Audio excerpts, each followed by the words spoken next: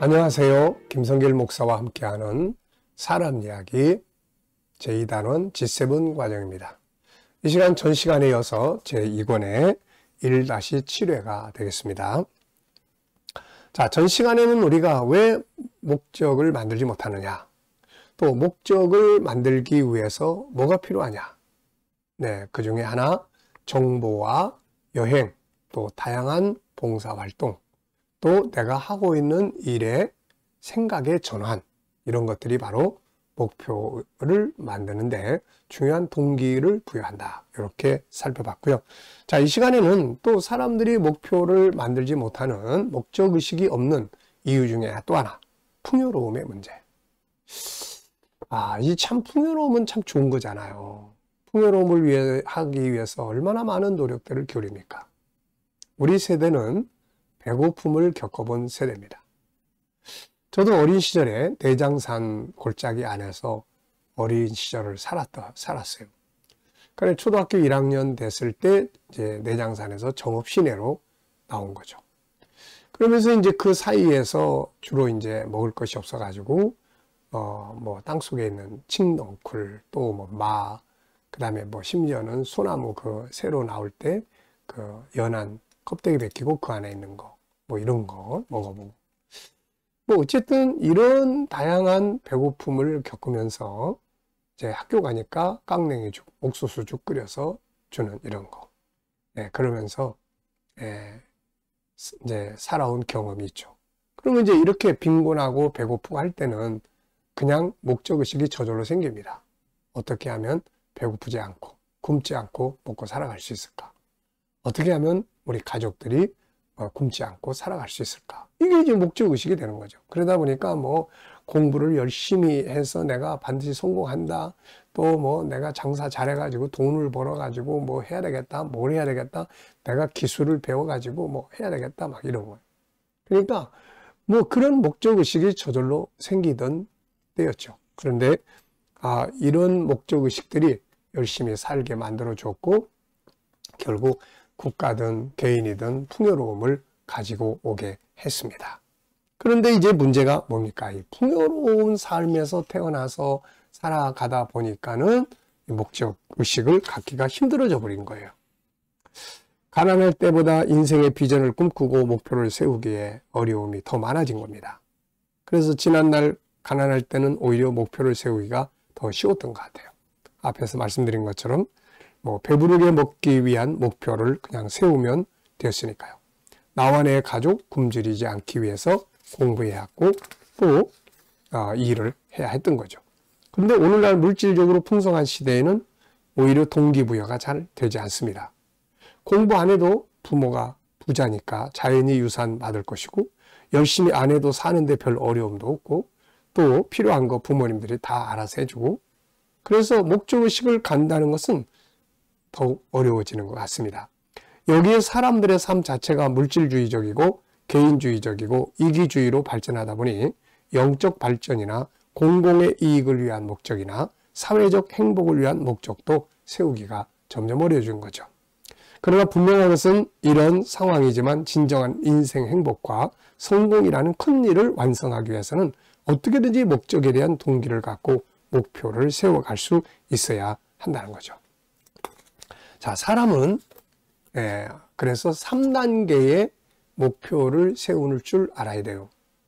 이게 어려서부터 교육이 되고 해야 됩니다. 그 첫째는 내가 무슨 일을 할 것인가, 이 일이죠.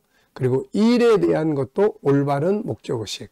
일은 단순히 먹고 살기 위해서, 뭐 돈 벌기 위해서가 아니라 일이라는 것은 나 자신을 성취시키는, 나 자신에 대한 성취감, 그리고 나를 실현하는 것.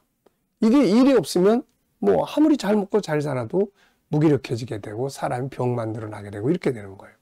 그 다음에 이제 두 번째는 업무, 일을 넘어서 인간은 영적 존재이기 때문에 그 다음에 가치를 추구하려고 합니다. 내가 무엇을 위해서 이걸 사용할까? 그래서 올바른 가치를 심는 목적의식을 만드는 게 중요하고, 그 다음에 이제 세 번째, 인간이 결국 도달하게 되는 것은 나는 어디서 왔다 어디로 가는가, 그리고 하나님과의 만남, 하나님과의 관계, 영적 존재니까요.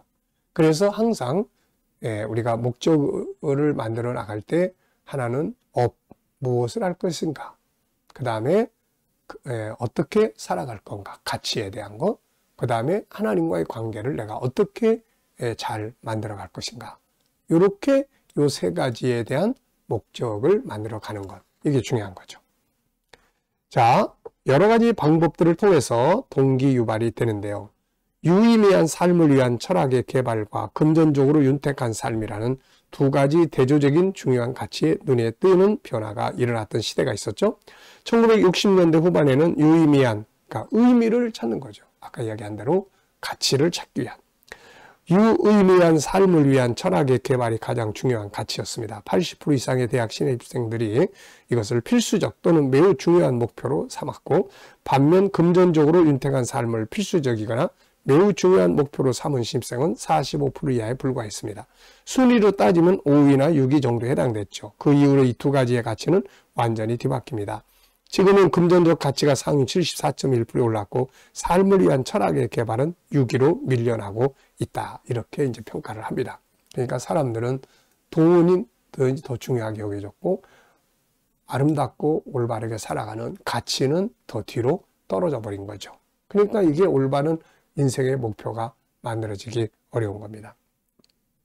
목표를 돈을 버는 데만 둬서는 안 된다. 물질주의적인 사회에서는 오직 돈을 많이 버는 것이 인생의 비전이고 꿈이 되고 있죠. 물론 한 부분에서는 맞지만 그것이 진정한 인생 성공의 목표는 될 수가 없습니다.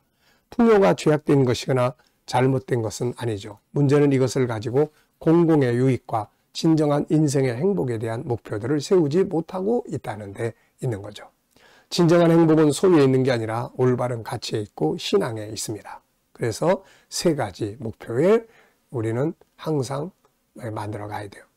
업무적인 부분, 그것도 꼭 돈이 아니라 나를 실현하기 위한, 그 다음에 올바른 가치를 추구하는 목표, 그 다음에 하나님과의 영성의 목표. 이게 이루어질 때 인간은 행복하고 아름다운 삶을 만들고 발전해 갈 수가 있게 되는 거죠. 풍요를 가지고 더 큰 목표를 세울 수 있어야 합니다. 이렇게 올바른 가치가 세워지고 영적인 목표가 바로 세워지면 풍요는 오히려 더 좋은 도구가 되죠. 더 많이 올바른 가치를 위해 일할 수가 있기 때문에 그렇습니다. 그런데 이런 가치들이 빠지면 풍요는 방탕과 타락, 사치와 향락, 또 엉뚱한 유혹에 빠져서 바울이 지적한 것처럼 일만하게 뿌리가 될 수가 있게 되는 거죠. 물질적 풍요 속에만 있고 아무런 목표를 세우지 못한 채로 방탕과 타락, 무기력 속에서 세월과 풍요를 모두 낭비하게 되고 인간의 삶마저 황폐하게 됩니다. 결국 솔로몬도 후에는 이 뒤에 이제 이렇게 올바른 목표의식이 사라지면서 그의 풍요가 나라를 잃어버리고 무너지게 만드는 원인이 되게 했던 거죠.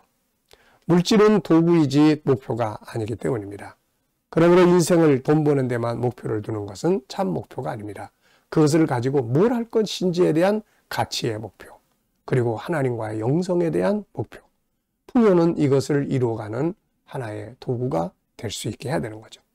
풍요로움은 있는데 아무런 동기를 갖지 못하고 있다면 다양한 봉사단체에 참여해보고 또 선교 현장도 가보고 성공한 사람들의 목표가 무엇이었는지에 대한 책들도 읽어보고 우리가 또 성경을 통해서 올바른 영성의 목표도 세워보고 해야 됩니다.